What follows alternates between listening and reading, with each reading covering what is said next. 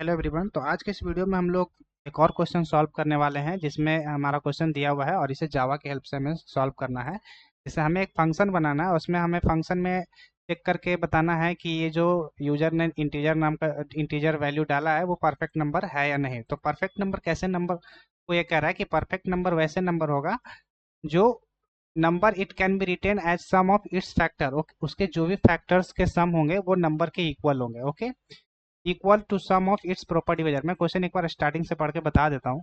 Create a function that test whether or not an integer is a perfect number. Okay, हमें क्या करना है, एक फंक्शन क्रिएट करना है और चेक करना है कि वो जो इंटीजर नंबर है वो परफेक्ट नंबर है या नहीं है। तो परफेक्ट नंबर कैसे नंबर को कहेंगे? A perfect number is a number that can be written as a sum of its factor. Perfect number वैसे नंबर को बोलेंगे जो सम ऑफ इट्स फैक्टर, उसके जो भी फैक्टर है उन सब का सम उस नंबर के इक्वल है या नहीं। ब्रैकेट में यहाँ क्या दिया हुआ है, equal to sum of its proper divisor. Okay, मतलब कि जो भी डिवीजर का जो सम है वो नंबर के इक्वल है या नहीं, एक्सक्लूडिंग द नंबर इटसेल्फ। और जो यूजर ने नंबर डाला है उसे एक्सक्लूड करना है, मतलब उसके सिवा, मतलब छोड़ देना है उसको। ओके, जैसे यहाँ पे एग्जाम्पल सैंपल इनपुट में यूजर ने डाला 6, तो हमें चेक करना है ये परफेक्ट नंबर है या नहीं। तो परफेक्ट नंबर इसमें कैसे समझेंगे, जैसे कि यूजर इनपुट डाला 6, यूजर यहाँ पे इनपुट डाला 6, तो 6 का डिवीजर डिवाइजर कौन कौन है, फैक्टर कौन कौन है, 1 है, +2 है और 3 भी है, और 6 भी इसका डिवाइजर है। लेकिन यहाँ पे ऑलरेडी यहाँ पे बता दिया है कि एक्सक्लूडिंग द नंबर इटसेल्फ, तो हमें इसे नहीं ऐड करना है। और उसके बाद क्या करना है, हमें इन सब का सम करके चेक करना है कि ये जो यूजर ने नंबर डाला इंटीजर वैल्यू वो इसके बराबर है या नहीं। तो 1 + 2 + 3 इज इक्वल टू 6, और ये जो हमारा नंबर आया है ये इसके इक्वल है। अगर नहीं है, दैट मीन्स कि हमें वो कौन सा फंक्शन है, परफेक्ट नंबर नहीं है, वो हमें फॉल्स में प्रिंट कर देना है। अगर इक्वल है मतलब वैल्यू दोनों का सेम आ गया तो वो ट्रू आउटपुट में दे देना है, अगर नहीं आया तो हमें फॉल्स कर देना है। ओके, जैसे यहाँ पे मैं 12 का लेता हूँ, तो 1 इसका डिवाइजर है 1, 2 भी है, 3 भी है, 4 भी है, 5 नहीं है, 6 है, 7 नहीं है, 8 नहीं है, 9 नहीं है, 10 नहीं है, और 11 भी नहीं है, 12 भी नहीं है। ओके, तो 1 + 2 3, 3 + 3 6, 6 + 4 10, 10 + 6 व्हाट 16। ओके, 10 + 6 16। तो यहाँ पे जो यूजर ने 12 डाला था उसके इक्वल में हमारा जो सम ऑफ इट्स फैक्टर जो आ रहे हैं वो 16 आ रहे हैं, मतलब कि ये दोनों मैच नहीं कर रहे हैं। मैं आउटपुट में फॉल्स प्रिंट कर देना है।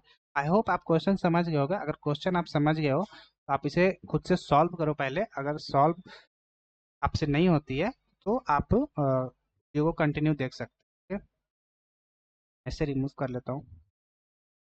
और वीडियो सॉल्व करने से पहले मैं आपसे एक रिक्वेस्ट करना चाहूँगा कि अगर आप हमारे चैनल पर नए हैं तो प्लीज़ इसे सब्सक्राइब कीजिएगा, और वीडियो अगर आपको हेल्पफुल है, समझ में आ रही है, तो आप इसे शेयर भी कीजिएगा और लाइक भी कीजिएगा। और ऐसे कई सारे इसमें वीडियोस लाता रहता हूँ, इसका मैंने प्लेलिस्ट बना रखा है जावा बेसिक प्रोग्राम में।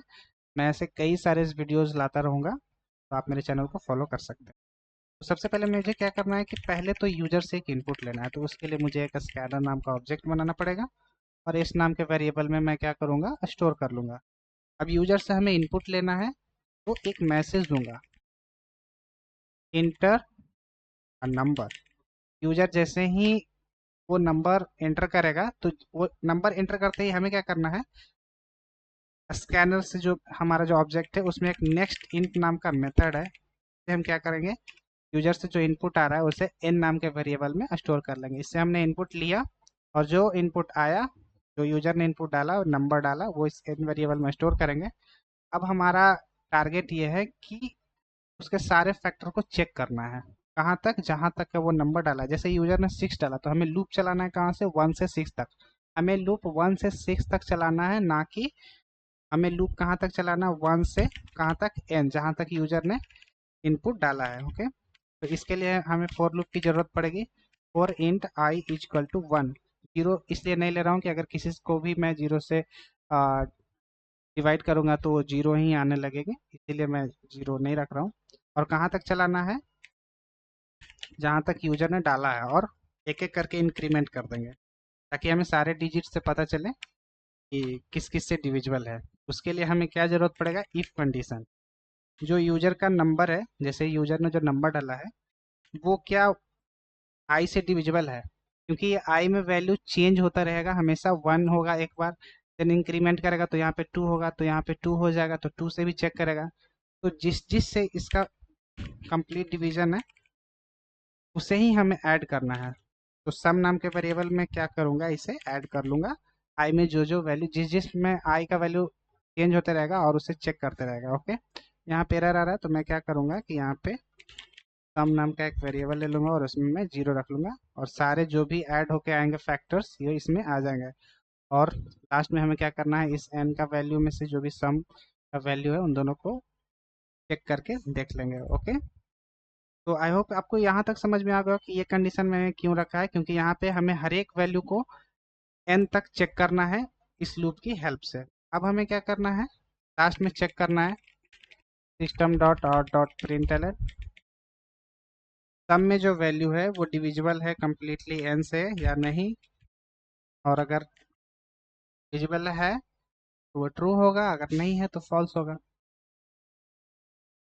Run as Java application. मैं नंबर डालता हूँ 6, तो उसका फैक्टर हमने चेक करा था वो सही है। देन उसके बाद एक बार और मैं रन करके चेक कर लेता हूँ। 12 है तो इस बार मैं 12 इंटर करूँगा, फॉल्स है। तो हमने क्या करा, एक फंक्शन बना लिया, मैंने मेन मेथड के अंदर ही मैंने फंक्शन बना लिया है। तो अगर आपको वीडियो समझ में आ रही हो तो इसे लाइक और शेयर कीजिएगा, और सब्सक्राइब जरूर कीजिएगा अगर हमारे चैनल पे, ये काफ़ी हमारे लिए हेल्पफुल है। Thank you so much.